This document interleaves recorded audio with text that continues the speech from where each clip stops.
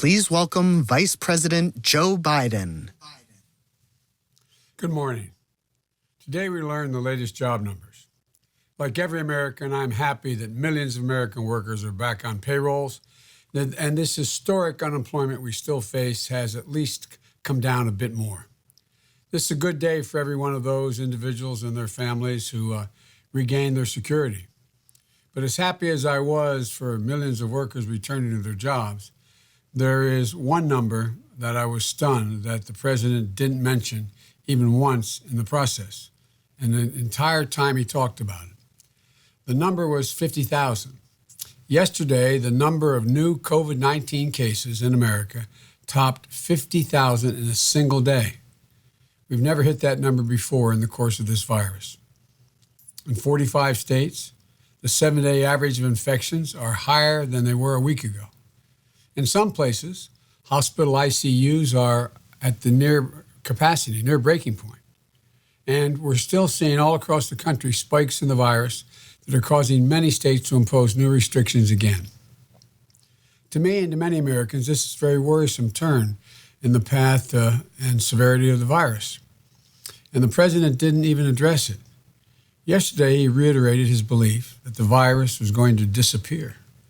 Today, he described what was happening as fires, quote, fires flaring up in the country. That's just not an honest assessment of what's happening. And it's not just me saying that. The rest of the world knows it as well.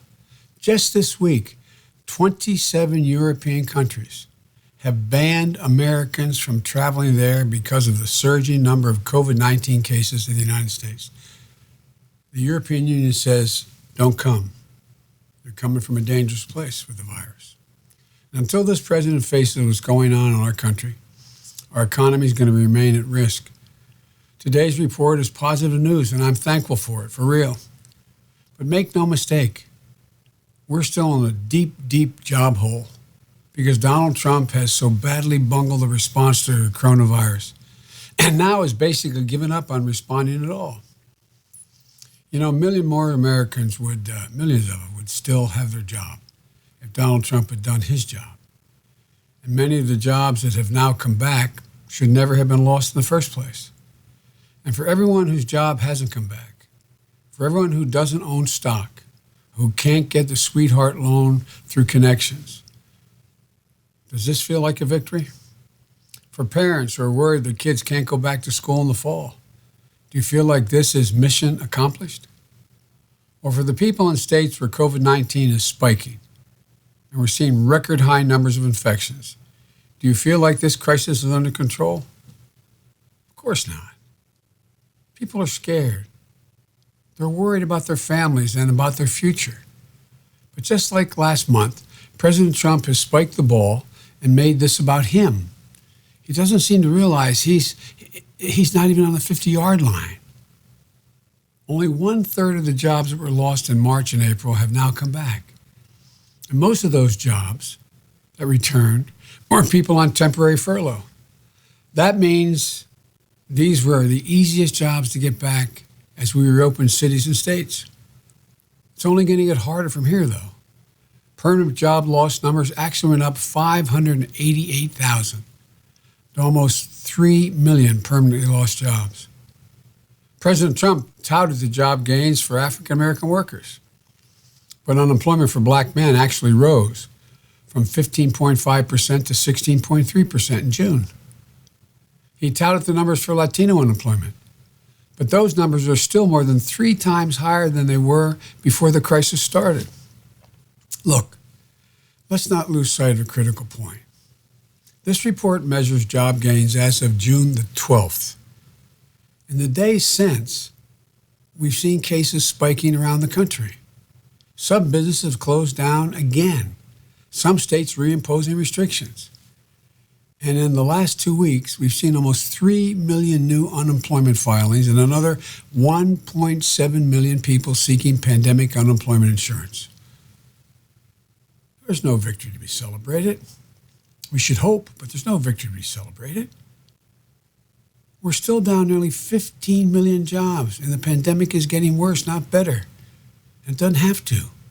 Millions of Americans are still out of work, wondering when or if their job will come back, or worried about how to pay the bills in the meantime. Trump wants to declare his health crisis over and unemployment solved. Unfortunately, he's deadly wrong on both fronts. We've already at more than 128,000 dead, and the number keeps climbing. That's a direct consequence of Donald Trump's bungled leadership and the total mismanagement of this crisis from the start. His failure to take quick action made this pandemic more costly for American people in every way, in lives lost, in economic impact, an economic toll of those living with so much doubt and uncertainty. And now, as I said on Tuesday, he surrendered to this virus. Other countries have figured out how to get the virus under control and reopen their economies and put their people safely back to work. Other leaders didn't waste time they were given from the start for stay-at-home orders. They got to work solving the root causes of this crisis, the coronavirus. Donald Trump just had given up. He's not even trying to secure the public health anymore. He'd rather go back to the campaign rallies. He's not interested in uniting us in this fight of a common threat we face. And he's decided he has more to gain by dividing this country for his own political purposes. Without a uniform plan and guidance from the federal government that state and local leaders can use to inform the reopening plans, this is going to continue to be worse than it would have been otherwise. Recovery will be slower. Unemployment will stay higher than it should be. Has he even once expressed any real empathy for the families who never again be whole because of this virus? Has he done anything real to prioritize support for working Americans who need help now? Democrats in Congress have put forward legislation to reward and protect our brave frontline workers, helping working families find child care, extend the supplemental unemployment benefits for people for the duration of the economic crisis. Meanwhile, the Republicans and President Trump are stalling on support for working families, even as they dole out taxpayer money to big corporations with zero accountability.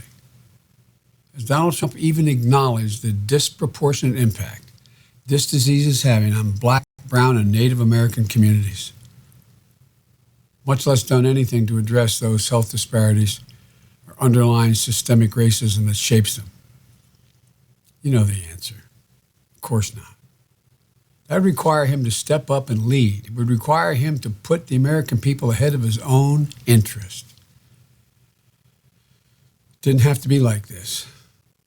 America has more reported deaths and infections than anywhere else in the world.